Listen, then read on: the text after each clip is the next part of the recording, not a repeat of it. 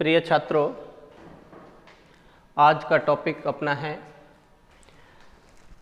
Gene amplification by PCR techniques. कि PCR technique क्या होती है, जिसका पूरा नाम है polymerase chain reaction. PCR technique, जिसको सामान्य बोलचाल में पीपल चॉइस रिएक्शन भी बोलते हैं। तो पीसीआर का दूसरा नाम पीपल चॉइस रिएक्शन भी है, और इसको थर्मल साइक्लर्स भी बोलते हैं। पीसीआर को थर्मल साइक्लर्स भी बोलते हैं, किसी भी नाम से आए वो पीसीआर ही है। और जो पीसीआर है उसको मेनली पॉलीमरेज चेन रिएक्शन है, उसमें ऑटोमेटिक मशीन है। अब आजकल जो पीसीआर आ रही हैं ऑटोमेटेड मशीन्स हैं, जिनमें कि साइकिल्स चलते रहते हैं। पहले पीसीआर डीएनए को एम्प्लीफिकेशन के काम आती थी, आजकल आरएनए के लिए भी पीसीआर काम में आने लगा है। तो पीसीआर पॉलीमरेज चेन रिएक्शंस, जैसा कि हम देख पा रहे हैं 1983 में साइंटिस्ट हुए कैरी बी मुलस ने इस टेक्निक को डेवलप किया है। इस टेक्निक के द्वारा अपन किसी डीएनए के कोई से भी भाग के जो अपन को डिजायरेबल पार्ट है उसकी अपन वांछित कॉपियां प्राप्त कर सकते हैं। तो पीसीआर पॉलीमरेज चेन रिएक्शन या पीपल चॉइस रिएक्शन या थर्मल साइक्लर्स एक वह टेक्निक है जिसके द्वारा हम किसी डीएनए के वांछित भाग की कॉपीज प्राप्त कर सकते हैं।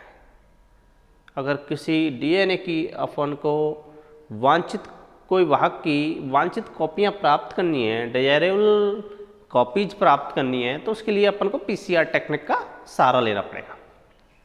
और ये पीसीआर 1983 में कैरी बी मुलस ने इसको डेवलप किया है। इसके लिए रिक्वायरमेंट्स क्या होती हैं, सबसे पहले रिक्वायरमेंट्स देखेंगे।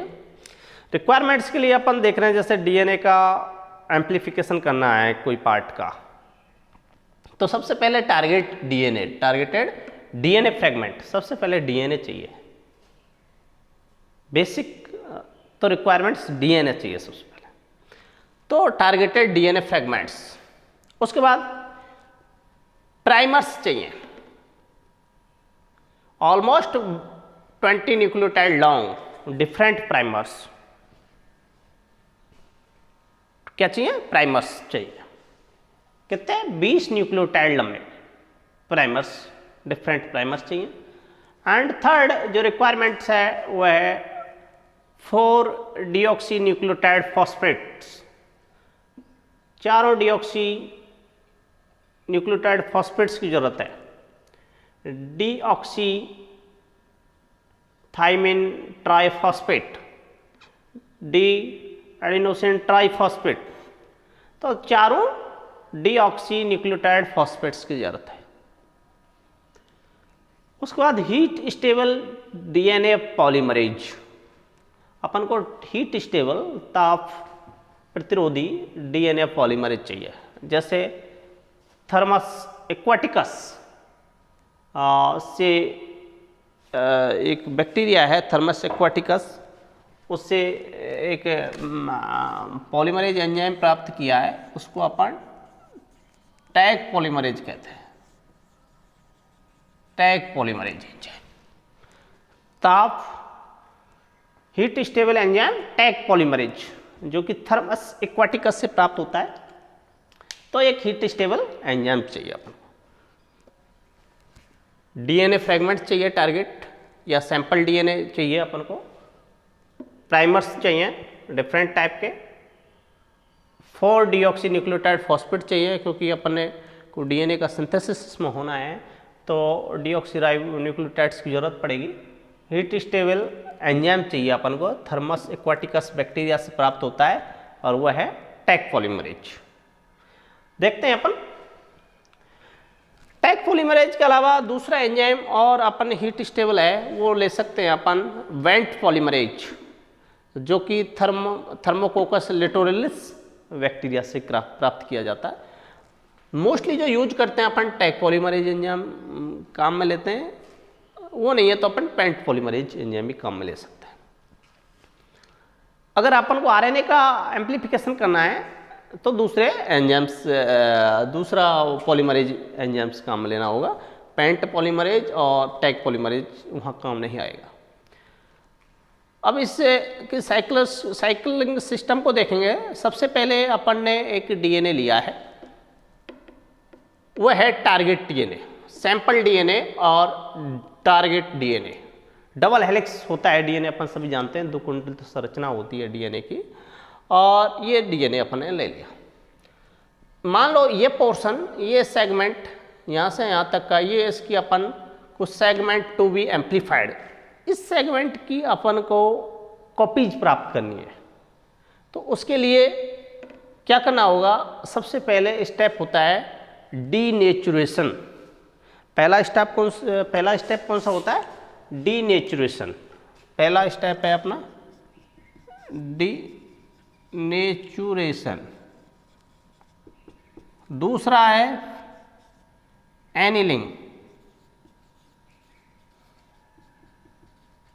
तीसरा है अपना सिंथेसिस। तो 3 स्टेप्स की जरूरत है, 3 स्टेप्स में पूरा होता है पूरा एक साइकिल।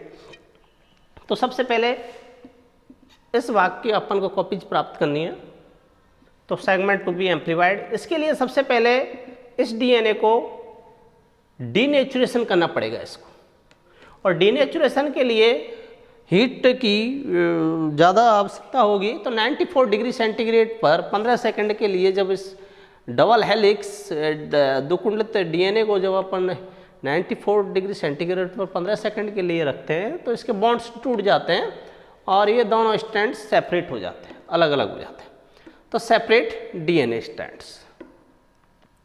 उसके बाद प्राइमर्स एनिलिंग, दूसरा स्टेप्स है प्राइमर्स एनिलिंग। एनिलिंग का मतलब प्राइमर्स का डीएनए के साथ जुड़ना।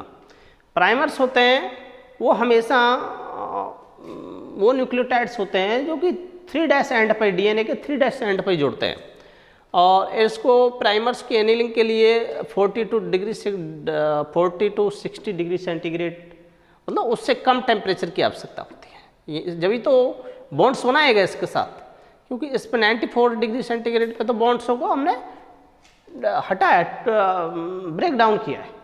तो उसके बाद प्राइमर एनिलिंग के लिए 60 डिग्री सेंटीग्रेड पे 1 मिनट के लिए अपन रखते हैं, और ये प्राइमर्स होते हैं इसके साथ एनिल्ड हो जाते हैं, बंधे जाते हैं 3' एंड पर। देख रहे हैं अपन दोनों प्राइमर ये 3' एंड की तरफ जुड़ गए।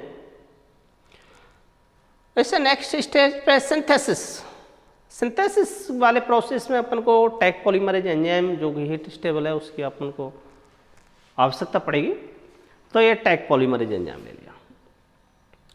सिंथेसिस 72 डिग्री सेंटीग्रेड पर 2 मिनट के लिए इसको रखना है। इसकी जो साइक्लिंग सिस्टम है इसमें टेम्परेचर का सबसे अहम रोल है। जो सबसे पहले जो डीनेचुरेशन होता है वो हाई टेम्परेचर पर 94 डिग्री सेंटीग्रेड पर रखते हैं अपन। उसके बाद अपन इसको प्राइमर्स के लिए 40 to 60 डिग्री सेंटीग्रेड पर रखते हैं एंड सिंथेसिस पे 72 डिग्री सेंटीग्रेड पर। ये ऑटोमेटेड मशीन है जिसमें ऑटोमेटिक ये सारे सिस्टम होते रहते हैं। और अब सिंथेसिस प्रोसेस में टैग पॉलीमरेज एंजाइम यहाँ पर आ गया है, 72 डिग्री सेंटीग्रेड 2 मिनट के लिए रखेंगे। तो प्राइमर्स हैं वो एनिल्ड होने लग जाते हैं, इसके साथ जुड़कर आगे की तरफ बढ़ने लग जाते हैं, और डीएनए स्ट्रैंड के साथ ये प्राइमर्स हाइड्रोजन बॉन्ड बनाने लग जाते हैं। अर्थात जो 3' एंड से इधर की आगे की तरफ ये 5' एंड की तरफ बढ़ेंगे। तो अपन देख रहे हैं कि ये रेड जो मार्कर से जो दिखाया गया है ये डिजायर्ड कॉपीज, एक कॉपी प्राप्त हो रही है अपन को डिजायर्ड कॉपीज। और तो ये ब्लैक में जो दिखाया गया है ओल्ड स्टैंड है। तो ओल्ड स्टैंड अपन को ये मिल गया और ये न्यू स्टैंड मिल गया। तो अपन को एक साइकिल में 2 कॉपीज प्राप्त हो गई उसकी। तो इसको कॉपीज प्राप्त करने का जो इसका फॉर्मूला है 2 की पावर n। अगर एक साइकिल कंप्लीट होता है तो 2 की पावर 2 मतलब 4 कॉपीज प्राप्त होती है। दूसरे साइकिल में एक पे 2 साइकिल में 4 होती हैं, अगर तीसरा साइकिल चल रहा है तो 8 कॉपी है, मतलब 2 की पावर n की घातांक में अपन को इसकी कॉपियाँ प्राप्त होती हैं। और आगे इसमें अपन बात करेंगे कि ये जो अपना इसकी ये जो सेगमेंट टू बी एम्पलीफाइड किया है उसकी अपन को 2 कॉपीज प्राप्त हो गई हैं, और इन कॉपियों से फिर आगे के साइकिल्स ऑटोमेटिक चलते रहते हैं। और कम से कम इसमें ऑटोमेटिक मशीन में 75 मिनट्स में 10 की पावर 5 टाइम्स 10 की पावर 5 गुना अपन को कॉपियाँ प्राप्त हो जाती हैं इस मशीन से ओनली 75 मिनट्स में।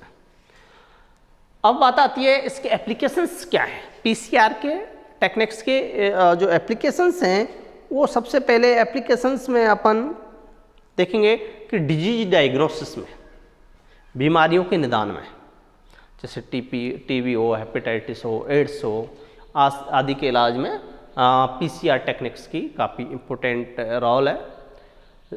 किसी की संरचना जीनोमिक्स याद करनी है, जीनोमिक्स संरचना या स्ट्रक्चर याद करने के लिए भी अपन पीसीआर का सहारा लेते हैं।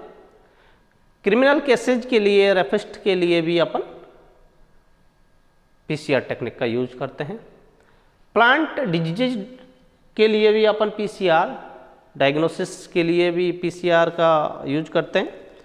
और सबसे जो मेन यूज है वो है कि डिजायरेबल कॉपियाँ प्राप्त करने में, कि डीएनए की या आरएनए की अपन डिजायरेबल कॉपियाँ प्राप्त कर सकते हैं।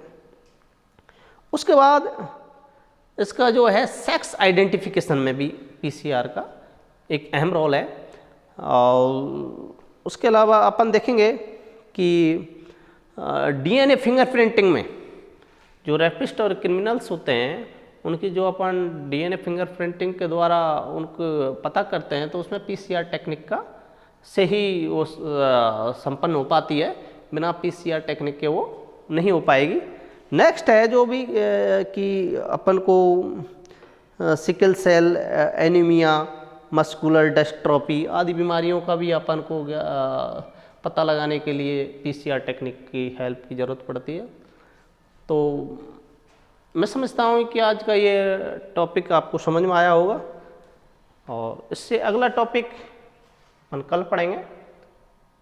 अपन को इसमें इतना ही ध्यान रखना है कि 1983 में बीकेरिमुलस ने इसकी खोज की है, डेवलप की है। ये इसकी रिक्वायरमेंट्स होती हैं। टेम्परेचर इसमें अहम रोल निभाता है। प्रत्येक साइकिल में वही टेम्परेचर फिक्स होता है ऑटोमेटिक मशीन में, और एक साइकिल में 2 कॉपीज प्राप्त होती हैं अपन को, तो 2 की पावर n के पावर में अपन को कॉपियाँ प्राप्त होती हैं। ठीक, थैंक यू, धन्यवाद।